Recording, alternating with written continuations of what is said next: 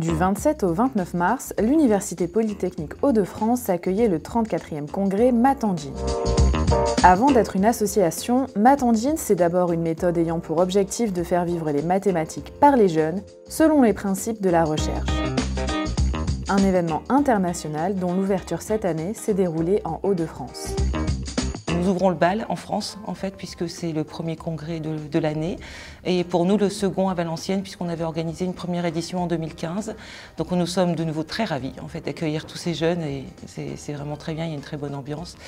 Donc en fait, Math Engine, c'est trois éléments. Il faut un établissement avec un enseignant qui accepte d'encadrer des jeunes, des élèves volontaires. Et ensuite un chercheur qui donne un sujet. Et les jeunes... pendant des mois, en fait, cherchent. Et le moment fort, comme je le disais, c'est ce congrès, puisqu'ils viennent présenter leurs résultats, leurs travaux. Ils viennent aussi écouter les autres et ils viennent rencontrer des chercheurs, des vrais chercheurs, puisque en fait, ce sont des petits mathématiciens en herbe qui ont pratiqué pour la première fois la recherche, quoi. Donc, en général, c'est beaucoup de fierté pour eux, en fait, de venir présenter leurs résultats. Conférences, forums, temps d'échange avec les chercheurs, autant d'ateliers mis en place à destination des jeunes pour voir les mathématiques d'un nouveau point de vue. À lycée-collège, on fait du calcul en gros, et à l'université, on commence à raisonner, ce qui est vraiment le cœur des mathématiques. Et c'est justement un petit peu le problème qu'on a avec des collégiens ou des lycéens, c'est qu'ils sont moins amenés à raisonner que ce qu'on fait dans le supérieur, et pourtant, c'est pas forcément inaccessible, c'est des choses qui sont en général assez accessibles. Et notre but, c'est ça, c'est de leur apprendre à raisonner, leur apprendre qu'est-ce que c'est le fond des maths. Si rendre les maths ludiques et accessibles à tous constitue le fil conducteur, le contexte réel du problème posé pour chaque groupe de travail était à prendre en compte, afin de rendre la recherche encore plus concrète. Exemple ici avec ce groupe de collégiens du collège Jacques Prévert de Watt.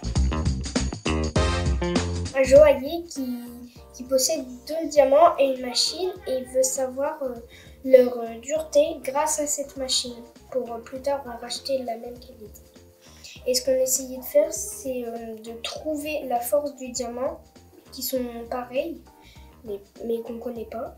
Et après, la deuxième question qu'on s'était posée, c'était avec combien d'essais on pourrait faire. Parce que vu que le produit pour nettoyer la machine à chaque test coûtait cher, elle a demandé qu'on minimalise les essais possibles. En accueillant ce congrès, la volonté des établissements d'enseignement supérieur est aussi de valoriser les cursus scientifiques de leur parcours de formation.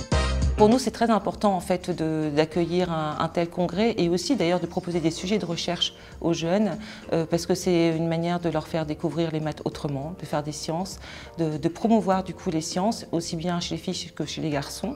C'est vraiment là aussi pour promouvoir en fait les sciences quoi, et espérer les retrouver plus tard dans des filières scientifiques à l'université.